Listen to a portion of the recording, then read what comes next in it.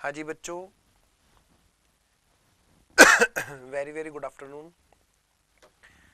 बेटे, आज ही के दिन हम आपके लिए अकाउंटिंग स्टैंडर्ड नेक्स्ट वाला भी रिकॉर्ड कर रहे हैं। अकाउंटिंग स्टैंडर्ड 9, बस ये देखने को आपको अलग अलग दिन पे मिलेगा बेटे। अकाउंटिंग स्टैंडर्ड 9 का नाम है रिवेन्यू रिकॉग्नाइजेशन। आइए मैं आपके सामने स्क्रीन पे लेके आता हूँ पहले। अकाउंटिंग स्टैंडर्ड 9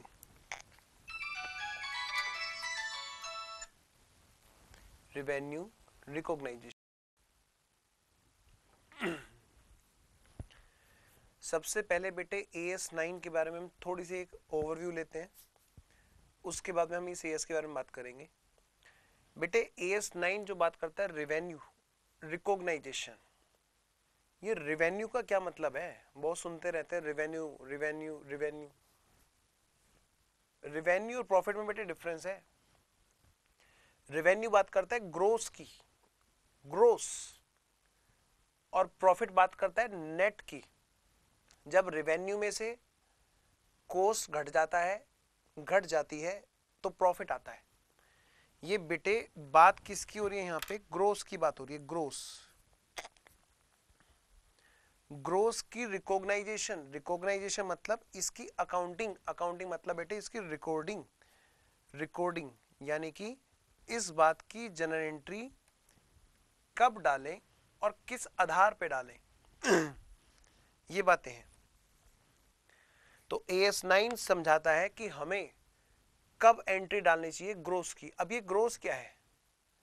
ग्रोस बेटे अगर कोई ट्रेडिंग कंसर्न है या मैन्युफैक्चरिंग कंसर्न है तो उनके लिए जो सेल अमाउंट होती है that is called revenue, that is called revenue. और जो प्रोफेशनल्स है जिनका काम सर्विसेज बेचना है, उनके लिए बेटे रिवेन्यू मतलब टोटल रिसीट्स की बात हो रही है, ग्रोस रिसीट्स की बात हो रही है। उसमें से जब खर्चे घटेंगे तब प्रॉफिट या लॉस की बात होती है। रिवेन्यू के अंदर से जब खर्चे घटेंगे, चाहे वो बिजनेस की बात हो चाहे वो प्रोफेशन की बात हो, तभी वो फाइनल प्रॉफिट की फिगर आएगी सामने।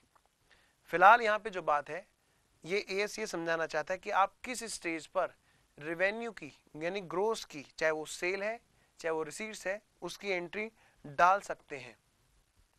ठीक है, आइए मैं लिखाना शुरू करता हूँ और लिखते लिखते हम लोग बात करेंगे एज यूजुअल। सबसे पहले बेटे इसमें एक छोटी सी चीज हम लोग लिखेंगे, इंडेक्स है बेटे एक छोटी सी। इसमें क्या क्या टॉपिक है बेटे? ये AS बहुत छोटा है, बहुत छोटा है, लेकिन सबसे ज्यादा यूजेबल है। लिखें बेटे टॉपिक्स इन दिस AS। पहली बात, रिवेन्यू का क्या मतलब होता है? रिवेन्यू मींस, अच्छा दूसरी बात, रिकॉग्नाइजेशन का क्या मतलब होता है? Recognization means, number third. तीसरी बात, इस AS का स्कोप क्या है? Fourth, items not included in revenue.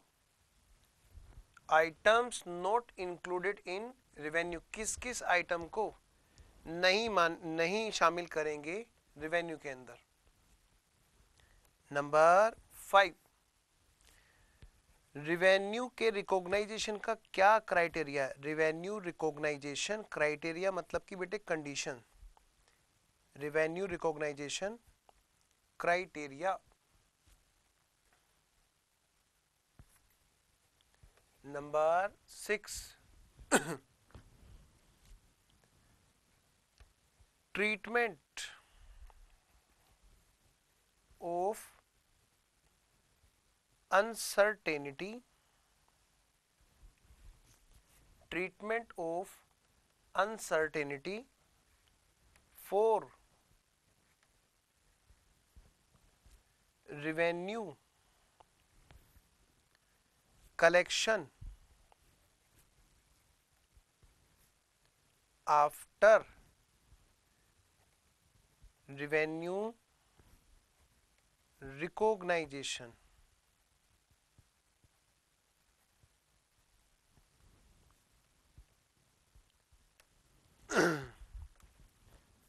Uncertainty के केस में क्या ट्रीटमेंट करेंगे रिवेन्यू के रिकॉग्नाइजेशन में अगर अनसर्टेनिटी आ जाए, सॉरी रिवेन्यू के कलेक्शन में अगर अनसर्टेनिटी आ जाए एंट्री डालने के बाद। नंबर 7 और लास्ट पॉइंट इसमें, डिस्क्लोजर रिक्वायरमेंट्स क्या है इस एएस की। ये एएस किन किन बातों को डिस्क्लोज करना आवश्यक बताता है।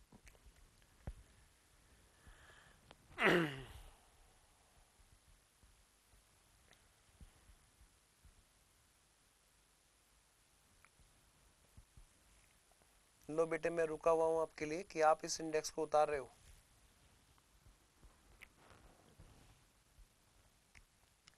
इस उम्मीद के साथ कि आपने इंडेक्स नोट डाउन कर ली होगी, मैं आगे बढ़ रहा हूं बेटे।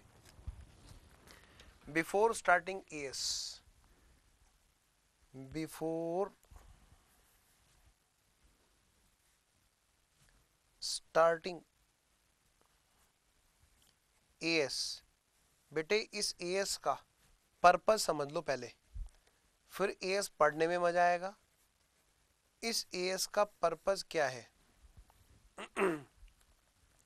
देखें, to find out answer of 3 questions.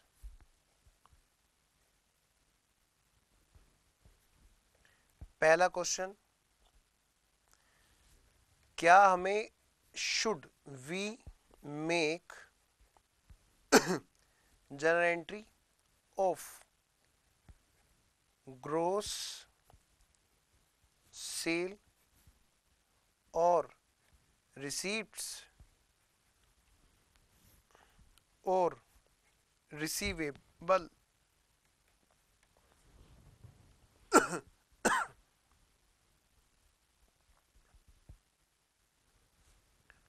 Number 2 question का answer, if yes then at which point of time.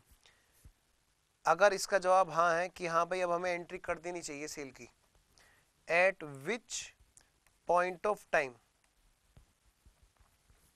तो किस टाइम ये डिसाइड हो कि हाँ भाई अब हमें सेल की एंट्री कर देनी चाहिए। नंबर 3,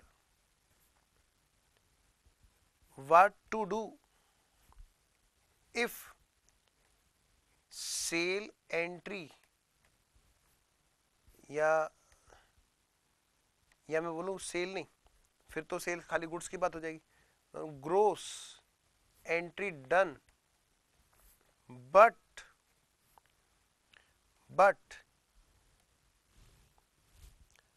अनसर्टेनिटी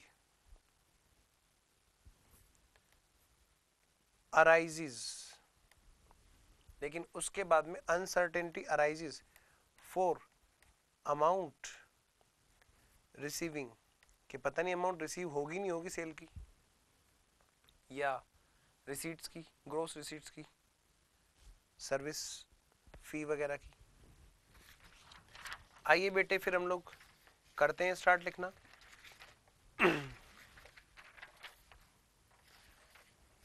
हाँ जी चलो अभी लिखना स्टार्ट करते हैं। फिर लिखें number 1,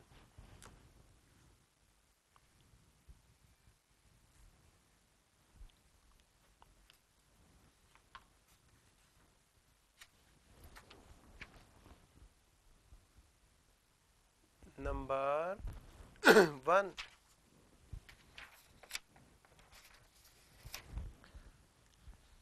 revenue means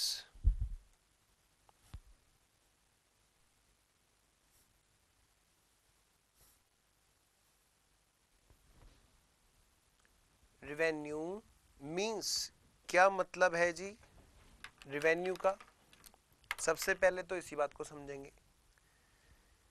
it means gross inflow, gross inflow arising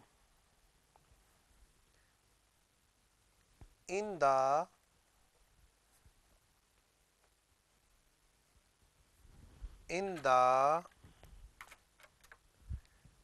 ordinary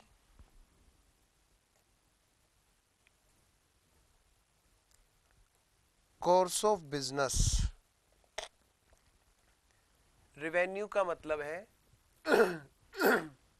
business के डेली यूज में जो ग्रोस इनफ्लो आना है उसको रेवेन्यू बोलते हैं।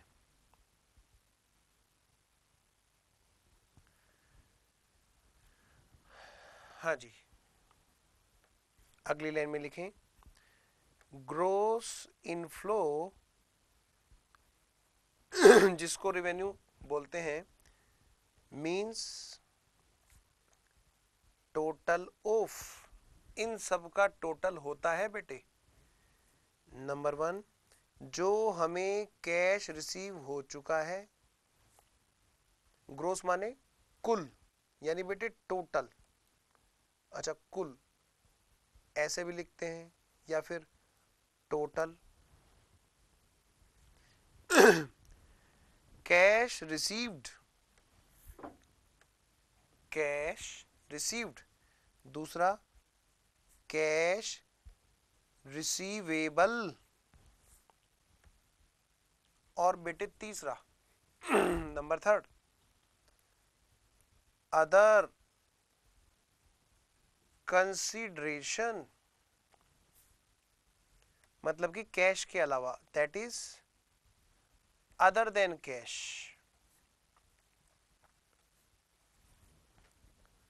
Other than cash. हाँ जी बेटे, अगला पॉइंट बेटे, ये जो रेवेन्यू होता है, मतलब एएस हमें बता रहा है रेवेन्यू बोलते हैं किसको है। रेवेन्यू का मतलब ऑर्डिनरी कोर्स में जो ग्रोस इनफ्लो आना होता है। ऑर्डिनरी कोर्स में ग्रोस इनफ्लो मतलब भाई जो रिसीव हो गया, जो रिसीव होने वाला है कैश, या कैश के अलावा कुछ और चीज आने वाली है हमें बिजनेस में, बिजनेस करने से ऑर्डिनरी कोर्स में। अच्छा, ऑर्डिनरी कोर्स मतलब बेटे किसी का सेल का काम है, परचेज सेल का काम है, तो सेल करने से जो आया। किसी का काम बेटे सर्विस देने का है, तो सर्विस करने से जो ग्रोस फीस आने वाली है। आगे चलो जी, आगे चलो। हाँ जी, सच में बी जनरेटेड फ्रॉम, ये किससे जनरेट हो सकता है? ए, बी और सी। पहले में बताया बेटे उसका जो बिजनेस करता है और बिजनेस में गुड्स को सेल करता है।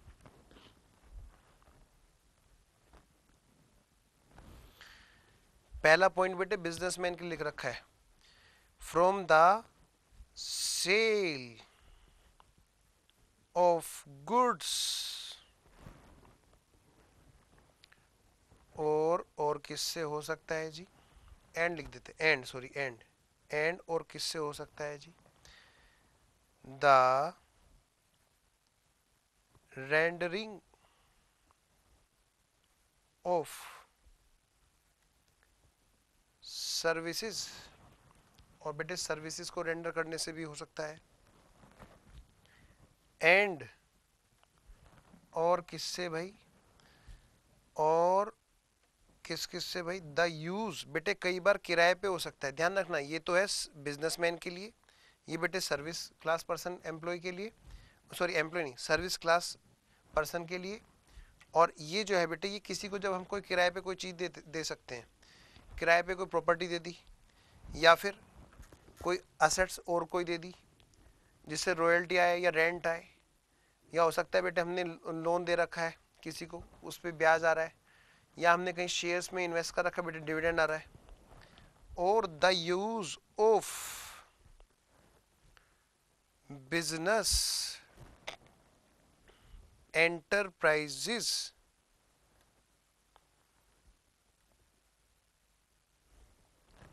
रिसोर्सेज।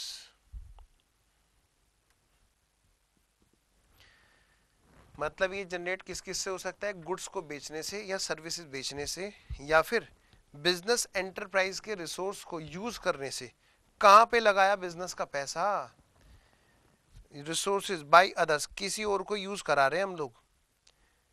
कैसे कैसे हो सकता है भाई, हमने कोई प्रॉपर्टी ले रखी है और किराए पे दे रखी है, या फिर कोई और चीज ऐसी एसेट्स है जिसपे रॉयल्टी आ रही है, या हमने लोन दे रखा है बिजनेस के पैसे को लोन के रूप में दे रखा है, इंटरेस्ट आ रहा है, या शेयर्स में लगा रखे हैं डिविडेंड आ रहा है।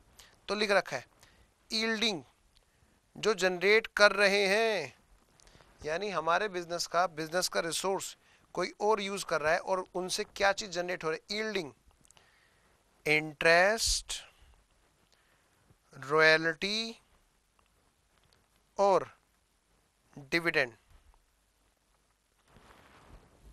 जिनसे ये चीजें आ रही हैं।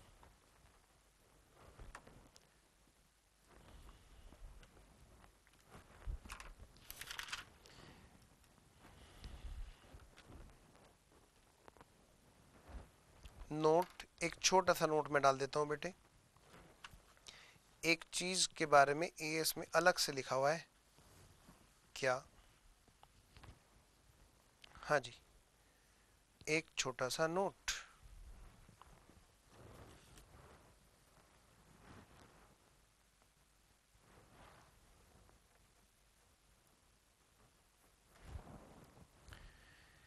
इन if agency relationship, if agency relationship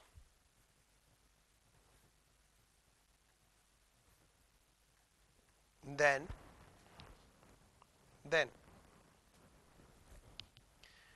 इस केस में जो रेवेन्यू होता है बेटे वो क्या होगा बेटे, रेवेन्यू इज कमीशन। एजेंट के लिए ही तो रेवेन्यू होगा, प्रिंसिपल के लिए तो वो खर्चा होता है ना।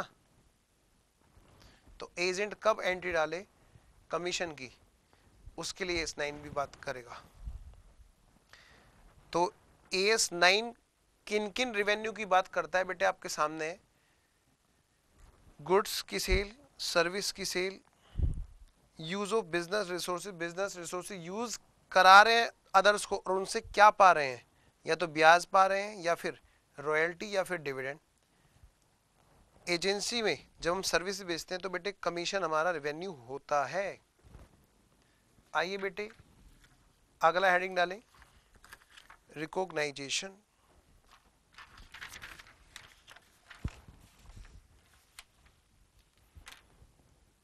Number second heading,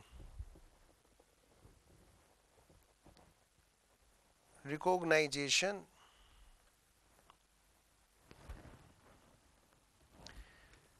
It means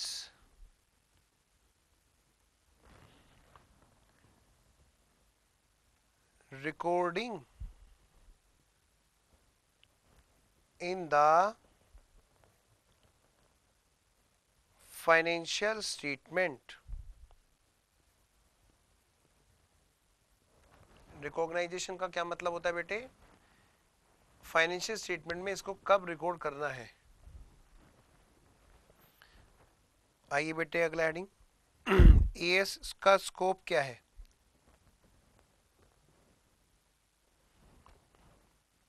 यानी बेटे ये कहाँ किस किस चीज पे लगता है, किस किस चीज पे नहीं लगता है।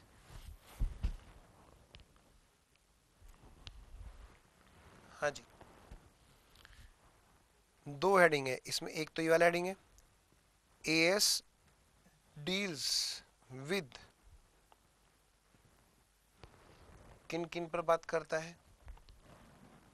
हाँ जी, AS deals with on the basis of recognition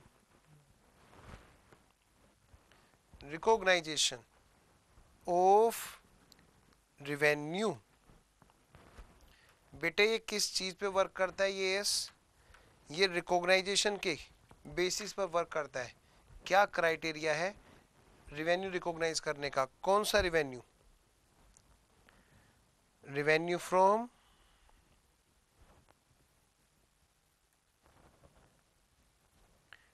cell of goods. आपको कुछ वर्ड रिपीटेड मिलेंगे बेटे सीएस में, ध्यान रखना, घबराना मत, लेकिन आपको खुद समझ में आएगा कि हाँ वहाँ पर वही वर्ड लिखना सही है, ये इसने सही कर रखा है। नेक्स्ट, रेंडरिंग ऑफ सर्विसेज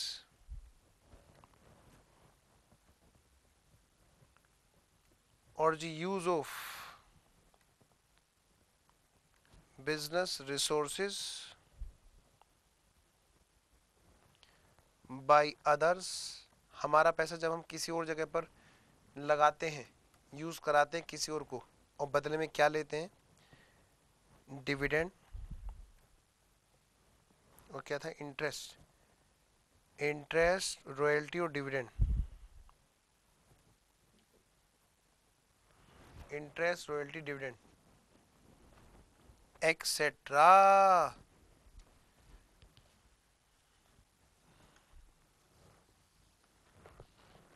आगे चले बेटे। AS9 नहीं डील करता है किस चीज को? B part. AS does not deal with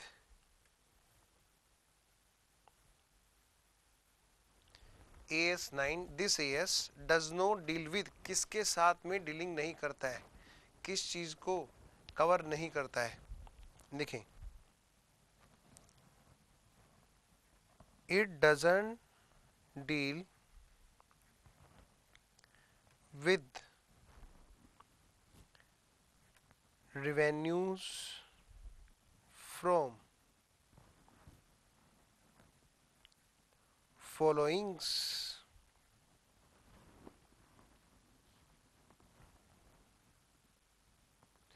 revenues from followings कौन कौन सी चीजें हैं भाई जिनमें लगेगा कि ऐसा लगेगा जैसे कि AS9 लगा दो रेवेन्यू है, लेकिन हम AS9 नहीं लगा पाएंगे, मतलब AS9 के रूल नहीं यूज कर पाएंगे।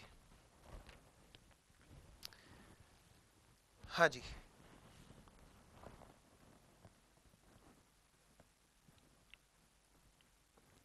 revenues from कॉन्ट्रैक्ट, मैं कहता हूँ कंस्ट्रक्शन,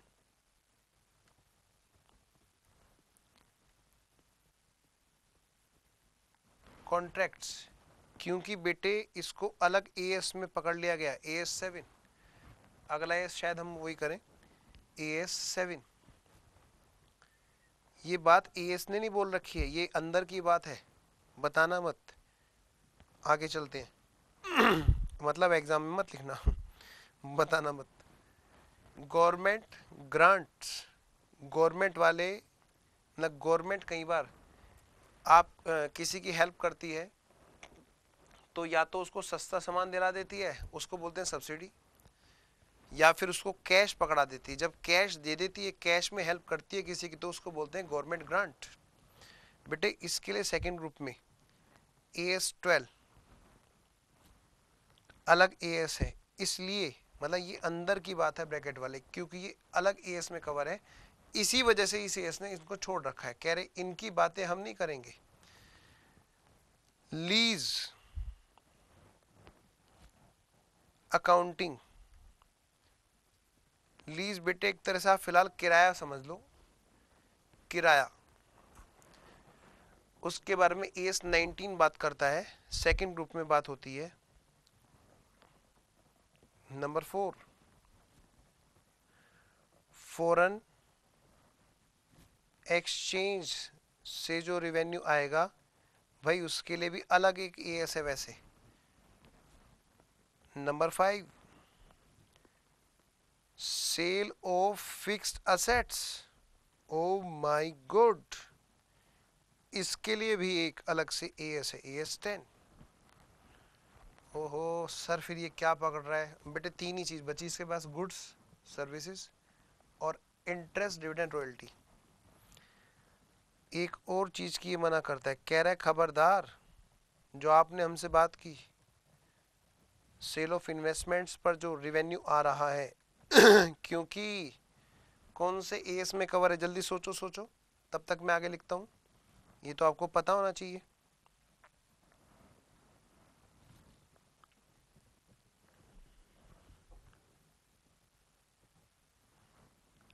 और हर चीज के लिए कोई एएस भी जरूरी नहीं है, फिलहाल इसका तो बेटे 13 है।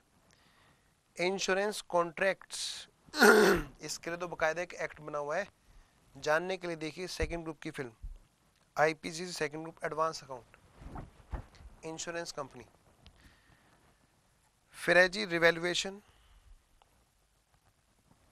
ऑफ करंट एसेट्स और फिक्स एसेट्स से जो आता है, कह रहे उसकी बात हम यहाँ पर नहीं करेंगे।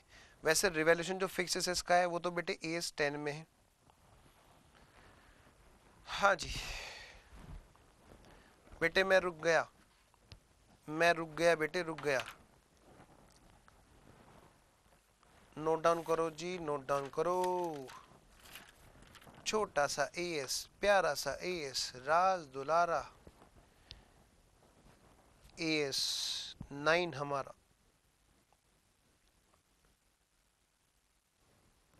आइए बेटे मैं अगले हेडिंग की तरफ चलता हूं।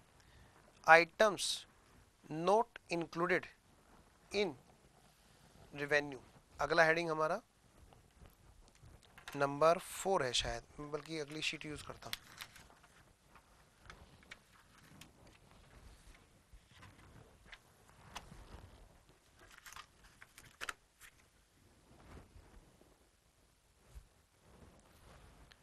नंबर 4 हेडिंग बनाए बेटे, items note included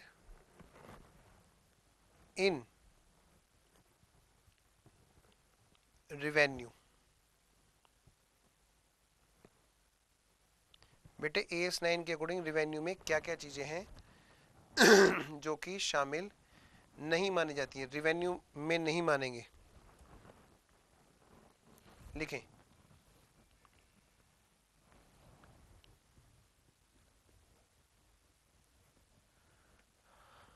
realized gains from realized gains from the disposal of non-current assets by realized gain from the disposal of non-current assets or unrealized gains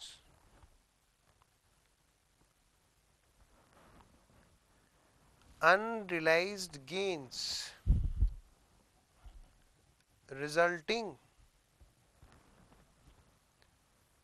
from the holding of non-current assets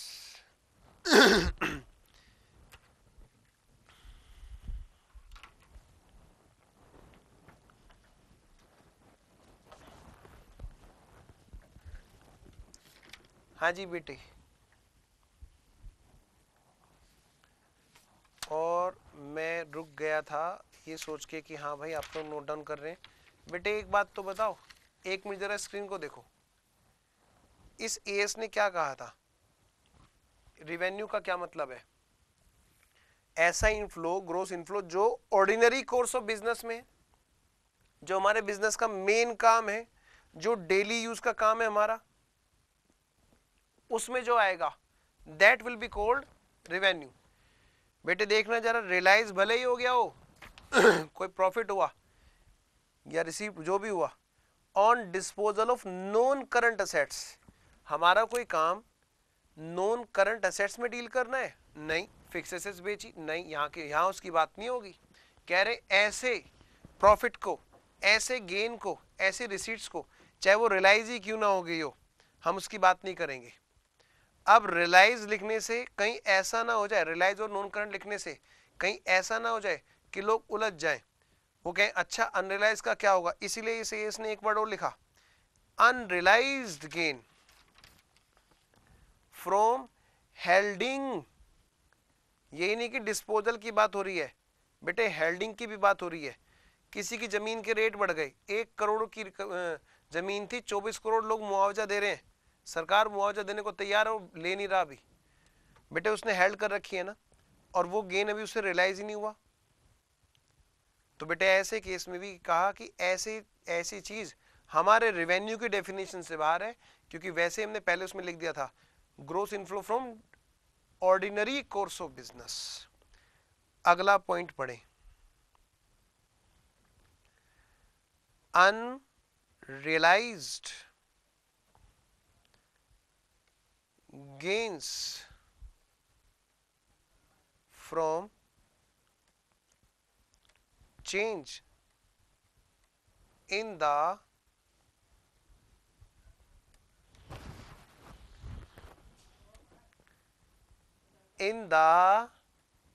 value, in the value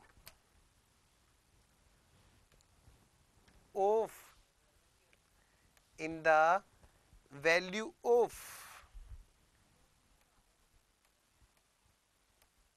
current assets। क्या बेटे, कोई भी current assets जिसका gain अभी realise ही नहीं हुआ, बेटे goods अभी बिका ही नहीं है, गुड्स के रेट बढ़ गए, बढ़ने दो, अभी जेब में पैसा थोड़ा आया है। तो बेटे करंट असेट्स के रेस्पेक्ट में अगर कोई अनरियलाइज गेन है, क्योंकि उनकी वैल्यू चेंज हो गई, वैल्यू के चेंज होने, कहते कि हमारे पास ना चीनी का कट्टा रखा है, हमने खरीद लिया, अच्छा कितने का खरीदा था? हमने 100 रुपए का खरीदा था, अच्छा आज उसके रेट ना जमीन आसमान छू रहे हैं, कितने हो गए? 1000 का बिक सकता है।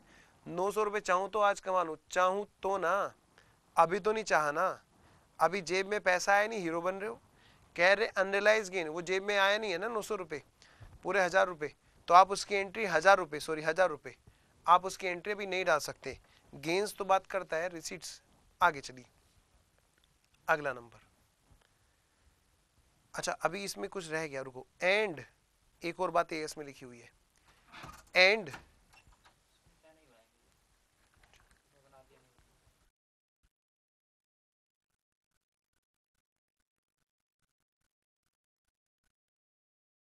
जी, तो अनरियलाइज गेन किससे?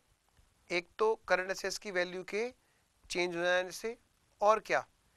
And natural increases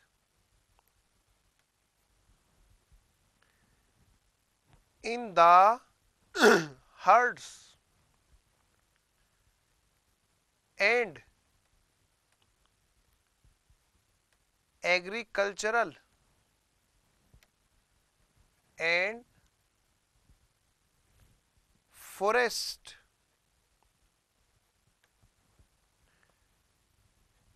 products. बेटे इतनी बात तो आपने क्लियर कर ली, अब इसको मैं समझाता हूं। कह रहे नेचुरल इंक्रीज, बेटे प्राकृतिक रूप से कोई चीज बढ़ रही है इन द हर्ड्स।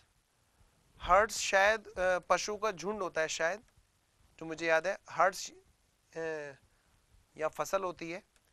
खैर किसी भी तरह से बेटे मान लिया 4 मुर्गे थे और 4 मुर्गियां थी, अब वहां पर एक चूजा और आ गया, बेटे नेचुरल इंक्रीज है वहां पर।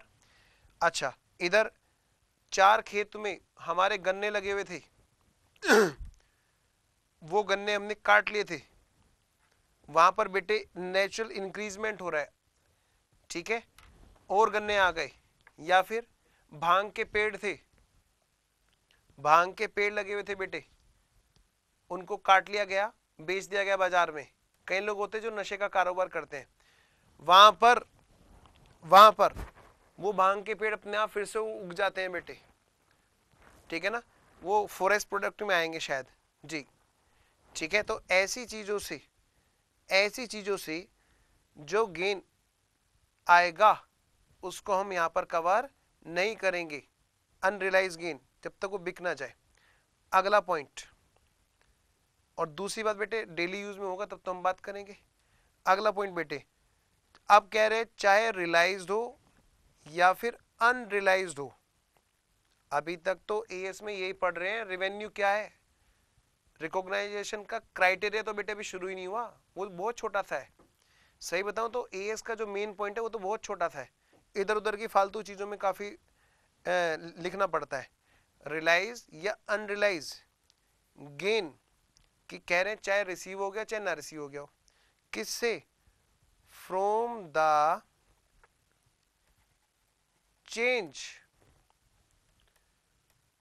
The change in foreign exchange rates and adjustments arising on translation of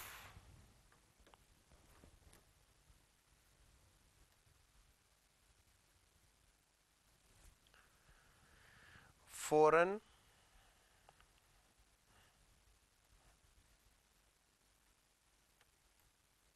currency।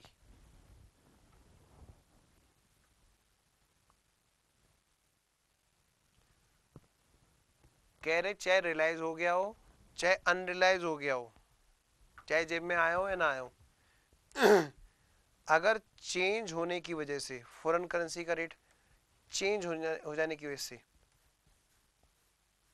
कोई गेन हो रहा है या फिर किसी फॉरेन करेंसी के ट्रांसलेशन की वजह से, बेटे एस 11 में ये कवरेज आती है वैसे तो, कह रहे तो उसको भी हम यहां पर बात नहीं करेंगे। नेक्स्ट, अगला number,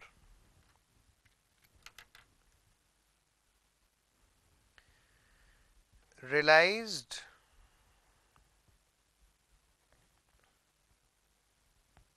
gains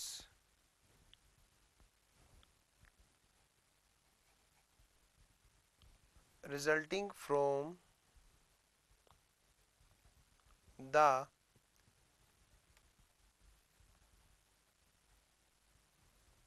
discharge of obligation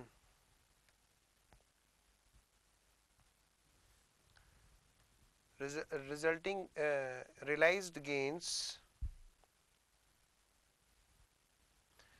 resulting from the discharge of obligation, अगर बेटे किसी ओब्लिगेशन को डिस्चार्ज किया और उसे कम में डिस्चार्ज कर लिया at less than its book value, book value लिख लो या फिर कैरिंग अमाउंट लिख लो, एक ही बात है, जितने में बुक्स में कैरी हो रही होती है carrying amount.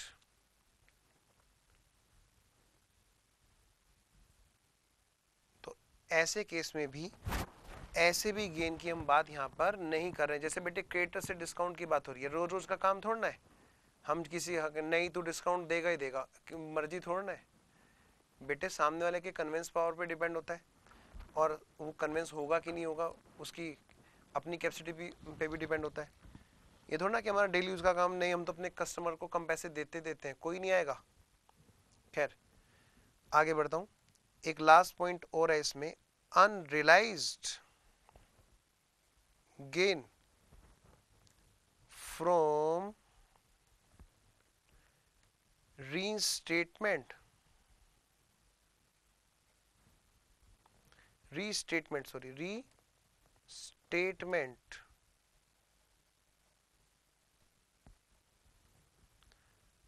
Of the carrying amount मतलब बेटे book value, carrying amount of an obligation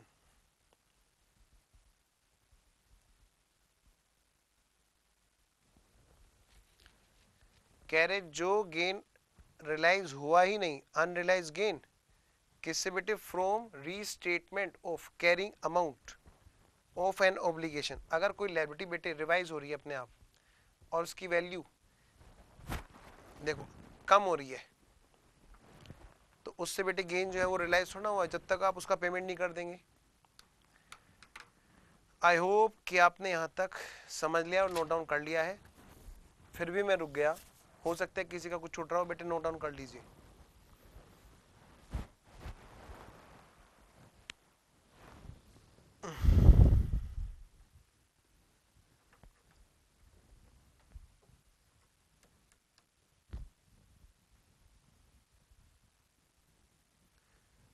हाँ जी बेटे, हो गया। आइए जी आगे चलते हैं बेटे, नेक्स्ट पॉइंट डालें, नेक्स्ट हेडिंग। मैं इसको रेड कलर से करा रहा हूँ, यहाँ सारे मार्कर खत्म हो चुके हैं।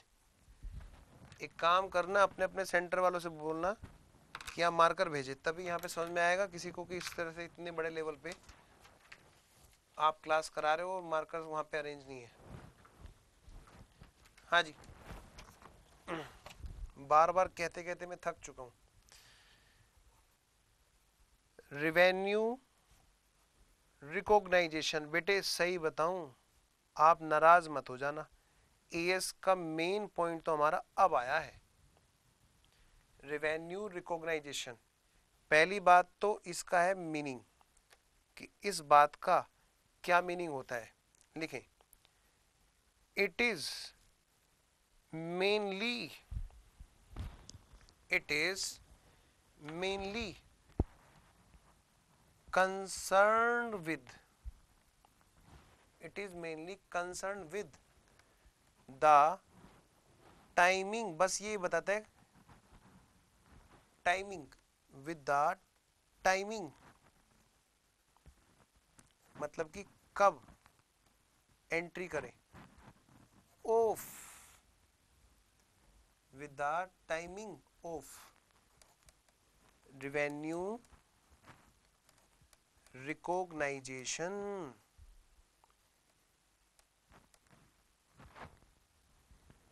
अब बेटे इधर है बेसिस, बेसिस या फिर क्राइटेरिया, मेन पॉइंट क्वेश्चन का, एएस का। कहते हैं revenue is recognised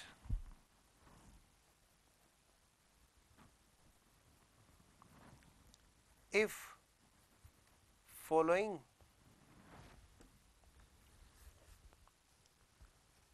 conditions are satisfied, अगर ये वाली कंडीशन सेटिस्फाइड हुई तभी रिवेन्यू रिकॉग्नाइज होगा। हाँ जी बेटे, सभी के केस में बता रखा है। सबसे पहले बेटे सेल्स ऑफ गुड्स की बात हम लोग करेंगे, थोड़ा जूम कर देता हूं।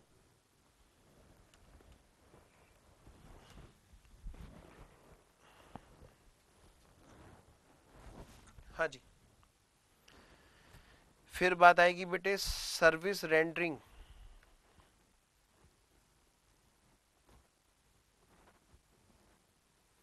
वही जो तीनों पॉइंट हमने लिखे थे। फिर आएगी बात बेटे रिसोर्सेज यूज्ड जो हुए, उनके रेस्पेक्ट में जो रेवेन्यू आ रहा है।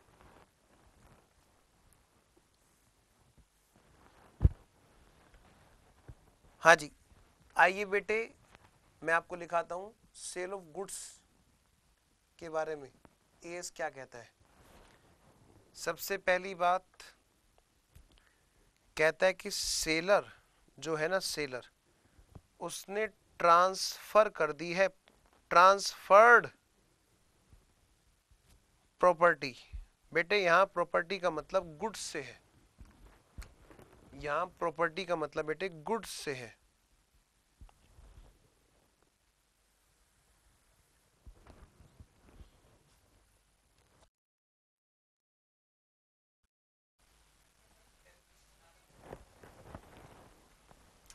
हाँ जी बेटे,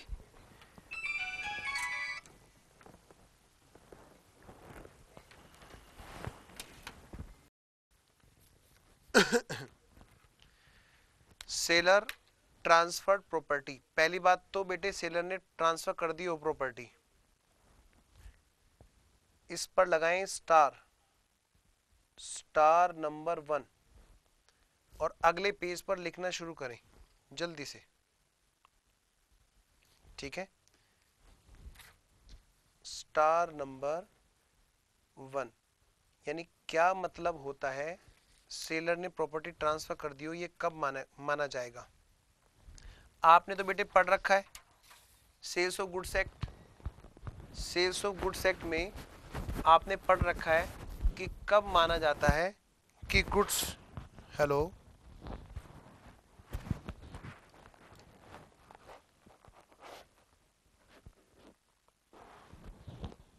आपने तो बेटे पढ़ रखा है कि कब, सर उसकी आवाज थोड़ी सी खुली छोड़ देते, मुझे पता वो रिकॉर्डिंग में थोड़ा था जरा सा। आपने तो बेटे पढ़ रखा है कि गुड्स कब सेल माना जाता है, जब sale of goods, sale of goods act में ये चीज बताई गई है, ठीक है। 15-20 मिनट, हाँ जी बेटे लिखें, प्रॉपर्टी ट्रांसफर इज कंफर्म्ड, बेटे प्रॉपर्टी का ट्रांसफर कब कंफर्म होता है, when seller retains no effective control, no effective control of goods, बेटे प्रॉपर्टी का ट्रांसफर यानी सेल गुड्स की मैं बात करूं तो गुड्स का ट्रांसफर तब कंप्लीट माना जाएगा जब वो सेलर के कंट्रोल से बाहर हो जाएगा गुड्स।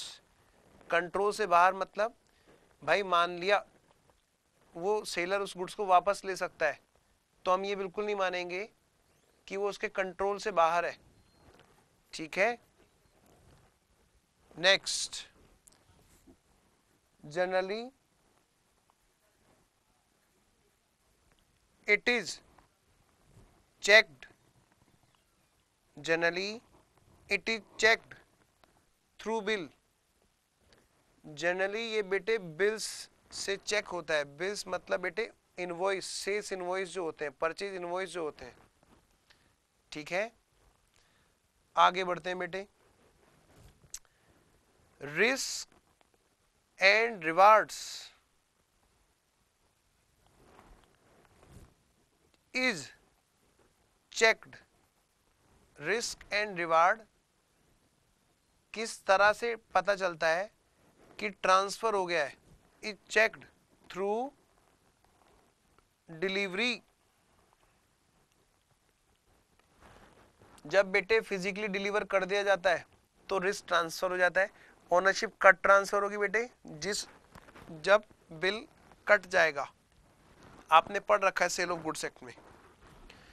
तो मैं वापस आता हूं बेटे, सबसे पहली बात तो गुड्स की सेल होना जरूरी था, आई होप कि आप मेरे साथ साथ उतार रहे हो।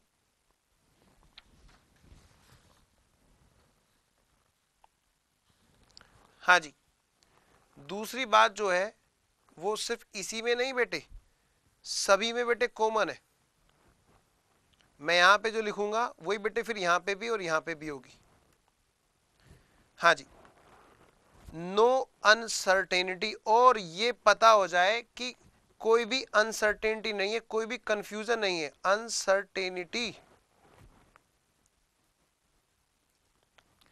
किस चीज के बारे में, इस चीज किसके किसके बारे में बेटे, फॉर कंसीडरेशन, कंसीडरेशन के बारे में, कंसीडरेशन कितना है, और एंड इट्स, मैं जूम करता हूं ताकि आपको और अच्छे से दिखाई दे, कंसीडरेशन एंड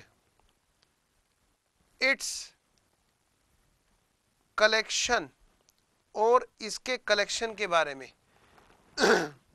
मान लिया कोई गुड्स बिक गया, मैं एंट्री डाल दूं, ऐसे कैसे, मुझे चेक करना पड़ेगा।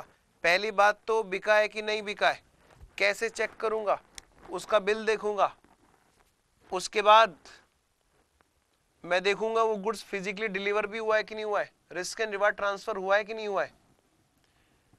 और सिर्फ इतना ही नहीं बेटे, साथ साथ में ये भी चेक होगा कि कुछ बातों के लिए सर्टेनिटी अराइज हो चुकी है या नहीं। अगर कोई अनसर्टेनिटी नहीं है, मतलब ये चीज सर्टेन हो चुकी है, निश्चित हो चुकी है। क्या चीज हो चुकी है, कंसीडरेशन। पहली बात तो कि कितने रुपए में बिका, अगर यही नहीं पता होगा बेटे, सोचो जरा कि हमारा गुड्स कितने रुपए में बिक रहा है, तो हम एंट्री किस बात की डाल देंगे।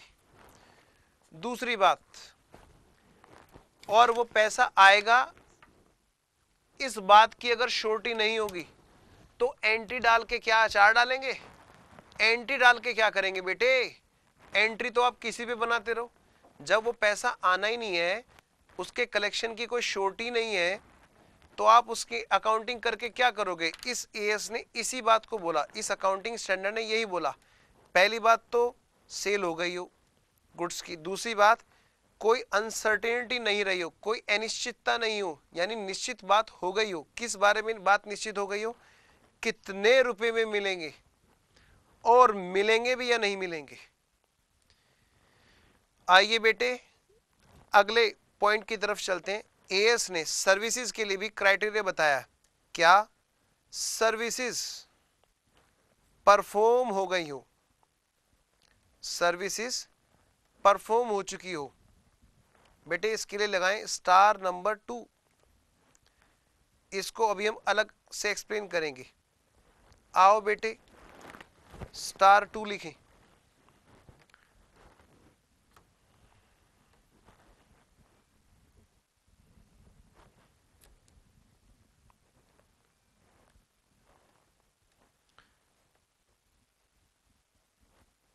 हाँ जी, सर्विसेज मस्ट बी परफॉर्म। बेटे तभी तो रिवेन्यू होगा। अब सर्विसेज का परफॉर्मेंस होना बेटे किस बेसिस पर होता है, ये देखना पड़ेगा। बेटे कुछ सर्विसेज ऐसी होती हैं जिनका कंप्लीशन होने पर ही कंप्लीशन माना जाता है कि हाँ भाई सर्विस परफॉर्म हो गई। लेकिन कुछ सर्विस ऐसी होती हैं जिनमें एक सीरीज चलती है, series of act of services. ठीक है, जैसे मैं बात करता हूं, सर्विसेज का परफॉर्मेंस दो तरह का होता है। एक तो होता है बेटे सिंगल एक्ट, कि सिर्फ एक काम करना है और हमारी सर्विस पूरी, सिर्फ एक काम करना है। ठीक है ना। तो यहां पर हेयर रिवेन्यू इज रिकॉग्नाइज। बेटे जब तक वो एक ही काम पूरा नहीं होगा तो सर्विस कहां परफॉर्म मानी जाएगी। इसलिए कहते हैं here revenue is recognise when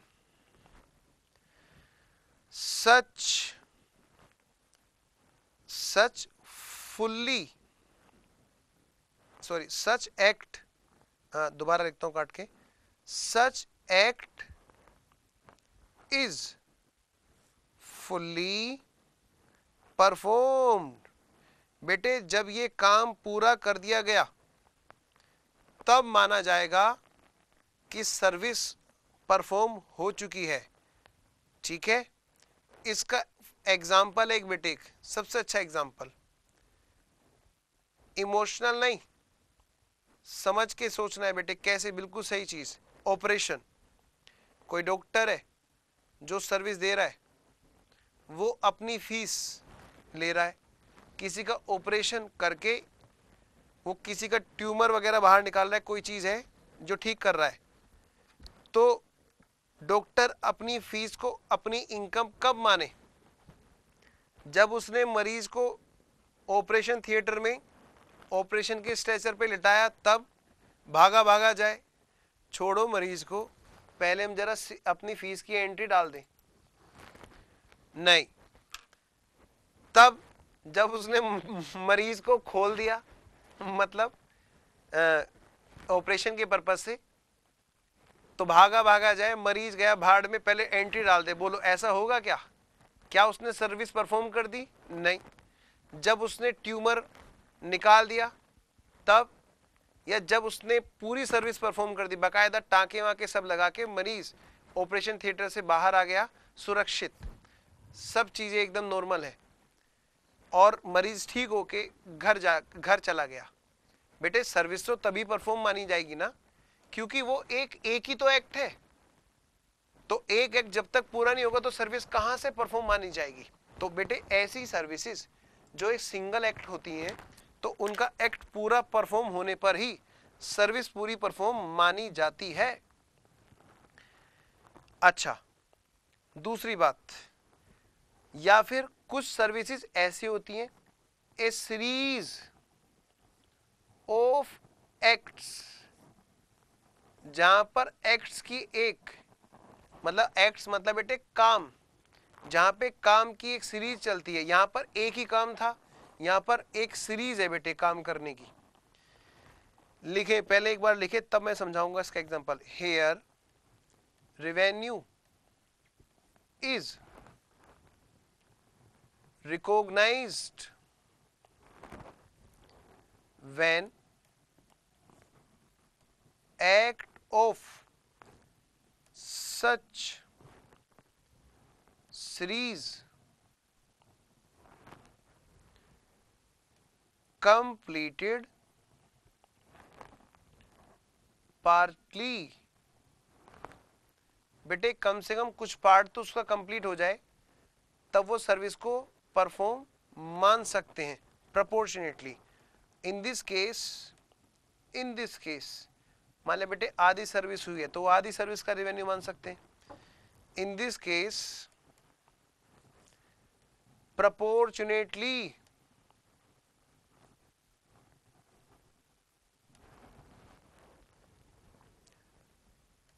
according to the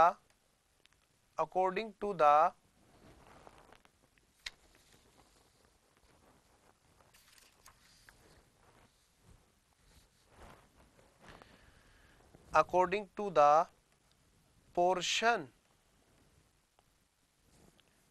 of service completion, according to the portion of service completion, revenue is recognized.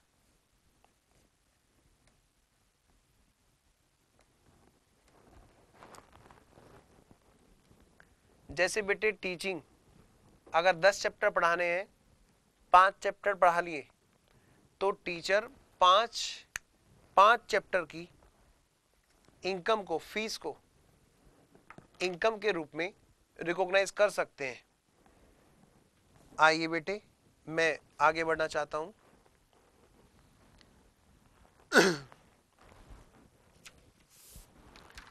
हाँ जी, वापस आते हैं बेटे हम लोग। यहां भी एक चीज और है। अब मान लिया आपने सर्विस परफॉर्म की, और बेटे क्लाइंट ने कहा, क्लाइंट से, बल्कि क्लाइंट ने क्या कहा, क्लाइंट ने कहा ठीक है जी, हाँ जी बात कर लेंगे, बाद में बात कर लेंगे। आपने बेटे ऑडिट कर डाला किसी का, और हुआ क्या बेटे, आपने फीस ही डिसाइड नहीं की थी, और वो ऑडिट करा के बैलेंस शीट अटैच करा के आपसे और जा चुका है। आई नहीं रहा, मिल ही नहीं रहा, बेटे एंट्री डाल के क्या करोगे? तो क्या बोला, सर्विस परफॉर्म तो हो गई हो, साथ साथ में सर्टेनिटी होना जरूरी है, फीस कितनी है, और आपको शक ना हो इस बारे में कि आपका क्लाइंट आपकी फीस लेके भागेगा नहीं। ऐसे केस में आपको इन कंडीशंस को चेक करना होता है, तभी आप उसको अपनी इनकम रिकॉग्नाइज कर सकते हैं, रेवेन्यू रिकॉग्नाइज कर सकते हैं। आगे चलते हैं बेटे। अगला पॉइंट है बेटे रिसोर्सेज यूज में। अब जैसे बेटे इंटरेस्ट है, इंटरेस्ट के लिए क्या चीज है बेटे, एस ने बताया, वो टाइम स्पेंट हो गया हो। जब आपने किसी को उधार दिया तो ये थोड़ा ना उधार देते को ला दे ब्याज ले, इधर तो आप उसको लोन पकड़ा रहे हो, तुरंत कह रहे हो ला ब्याज भी दे दे, ऐसे थोड़ा ना होता है।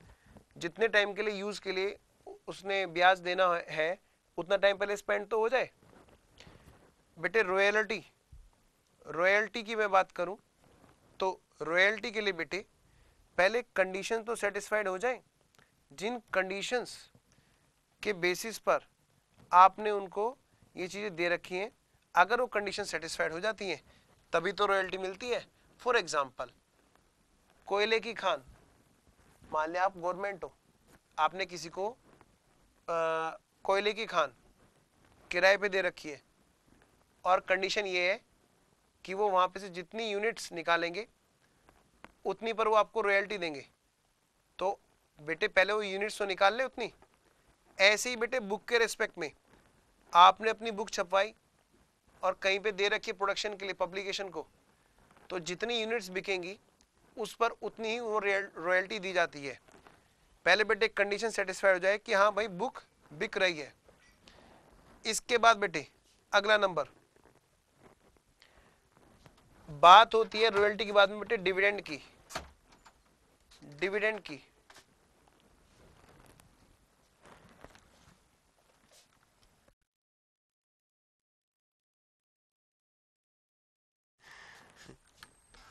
हाँ जी, डिविडेंड के रेस्पेक्ट में हम बात करते हैं बेटे। डिविडेंड के बारे में ये जरूरी है जब राइट टू रिसीव अराइज हो जाए।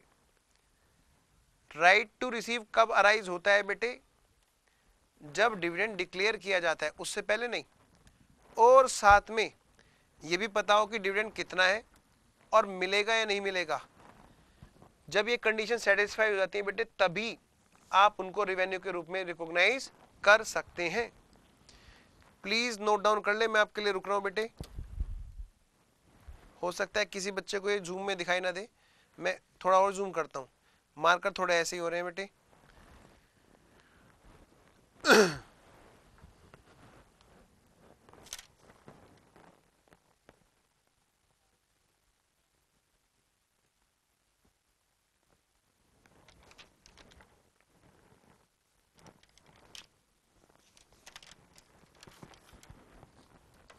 एंड आई होप कि आपने नोट डाउन कर लिया है, और मैं बढ़ रहा हूं बेटे अब आगे। अगला पॉइंट लिखें बेटे, पॉइंट नंबर 6 बेटे, पॉइंट नंबर 6 लिखें।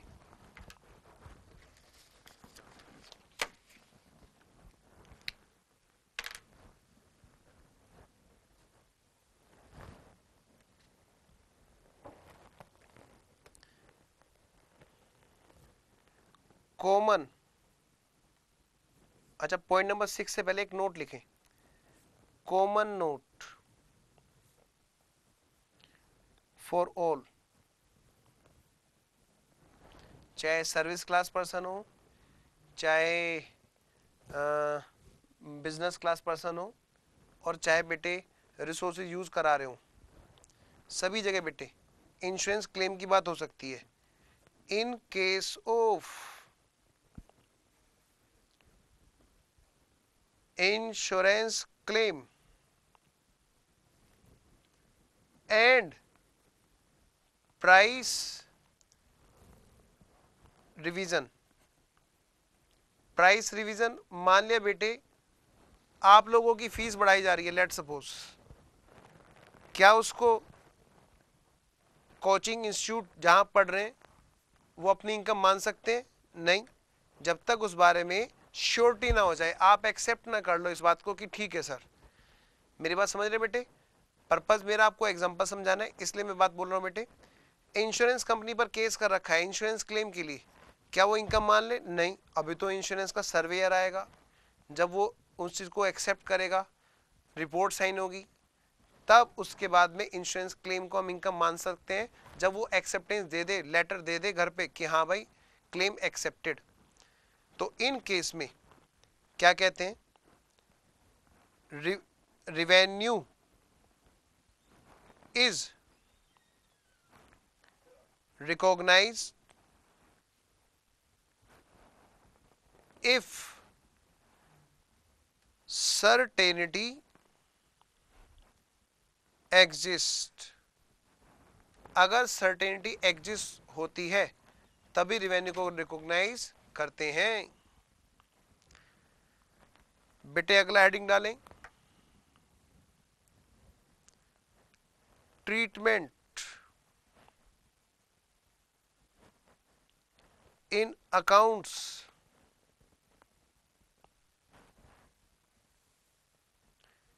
if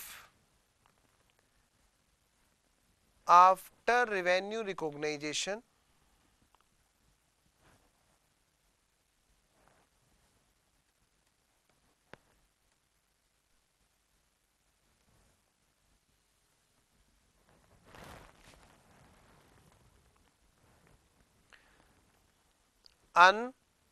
uncertainty arises। अगर अनसर्टेनिटी अराइज होगी तब क्या करेंगे? आप नोट कीजिए पहले से। बेटे ये चीज आपकी देखी हुई है, आपको पता है, आपने सीपीटी में भी और पहले भी पढ़ा था।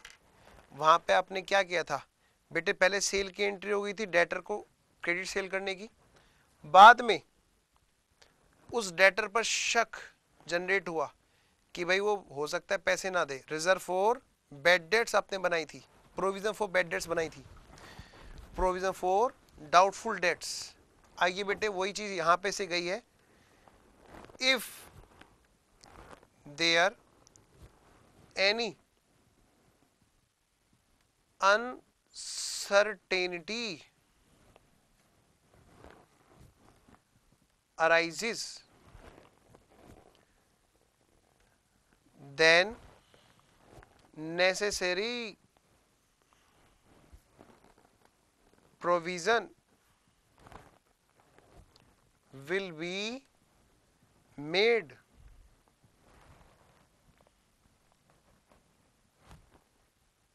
एक एग्जाम्पल है बेटे इसका, प्रोविजन फॉर डाउटफुल डेट्स। और बस बेटे आज की क्लास का लास्ट पॉइंट और लिखाना है मुझे, फिर अपनी क्लास ओवर हो जाएगी।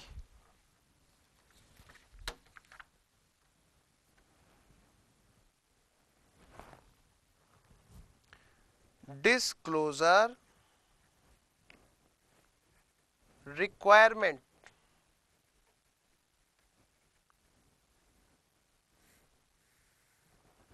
डिस्क्लोजर रिक्वायरमेंट्स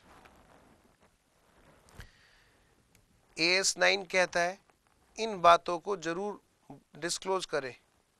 रिवेन्यू रिकॉग्नाइजेशन की क्या पॉलिसी है? दूसरी बात, रेवेन्यू रिकॉग्नाइज्ड की अमाउंट क्या है, कितनी अमाउंट का रेवेन्यू इस बार रिकॉग्नाइज किया गया है। एक और बात बेटे, एक्साइज ड्यूटी के रेस्पेक्ट में जो हमारी टर्नओवर है बेटे उसी केस में बात होगी, मतलब सेल वाले केस में, सर्विस में तो एक्साइज ड्यूटी होती नहीं। जो हमारी सेल है उस ग्रोस हम अपने फाइनेंशियल स्टेटमेंट में उसमें से एक्साइज ड्यूटी को हटा करके बेटे हम नेट सेल को दिखाएंगे अपने फाइनेंशियल स्टेटमेंट में।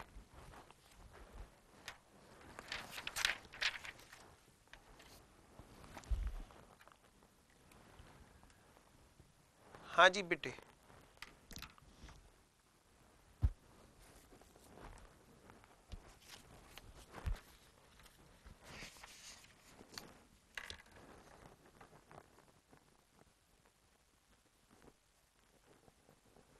आई होप कि आपने नोट डाउन कर लिया है। और हाँ जी बेटे, तो ये था बच्चों हमारा अकाउंटिंग स्टैंडर्ड 9। बेटे बहुत से ऐसे एग्जाम्पल हैं जो आप किताब में देख सकते हो। क्रिकेटर अपनी इनकम कब माने, जब वो मैच खेलने के लिए स्टार्ट करे, या जब वो मैच के आधे में हो, या जब मैच खत्म हो जाए। नहीं बेटे, पूरी सर्विस परफॉर्म करने के बाद ही वो क्रिकेटर अपनी रिवेन्यू रिकॉग्नाइज कर सकता है। और भी बहुत सारे एग्जांपल है। डांसर्स जब वो डांस शुरू करे, या जब डांस आधा परफॉर्म करे, या डांस खत्म हो चुका हो। सिंगर मतलब जब सर्विस पूरी परफॉर्म हो। क्योंकि बेटे ऐसे केस में एक कोई सीरीज नहीं है, ये सिंगल एक्ट में आते हैं। लेकिन कुछ एक्ट ऐसे होते हैं जो एक सीरीज में होते हैं, जैसे कंसल्टेंसी देना। दो अलग अलग चीजें, ऑडिट की और टैक्स की। आपने ऑडिट की कंसल्टेंसी दे दी, क्लाइंट एक ही है, दोनों सर्विस के लिए आया था, तो ऑडिट आपने ऑडिट की कंसल्टेंसी दे दी मान लिया, अभी टैक्स की नहीं दी है, तो आप रिसीव्ड अमाउंट या जो भी अमाउंट है उसमें से बेटे ऑडिट वाले पोर्शन की कंसल्टेंसी फीस आप इनकम मान सकते हैं, बशर्ते वहां पर श्योरिटी हो कलेक्शन की और अमाउंट की। ऐसी चीजों को हम बोलते हैं बेटे सीरीज ऑफ एक्ट में सर्विस परफॉर्म करना। तो जितने इतना सीरीज पूरी होती जाएगी वहां पर उतनी उतनी हम सर्विस को रिकॉग्नाइज करते हैं, क्योंकि एक सीरीज के अंदर जो एक एक्ट होता है उसके ऊपर दूसरा एक्ट डिपेंड नहीं होता। अगर डिपेंड है तो वो सिंगल एक्ट माना जाएगा। ठीक है, चलिए फिर मिलते हैं बेटे नेक्स्ट क्लास में। Thank you.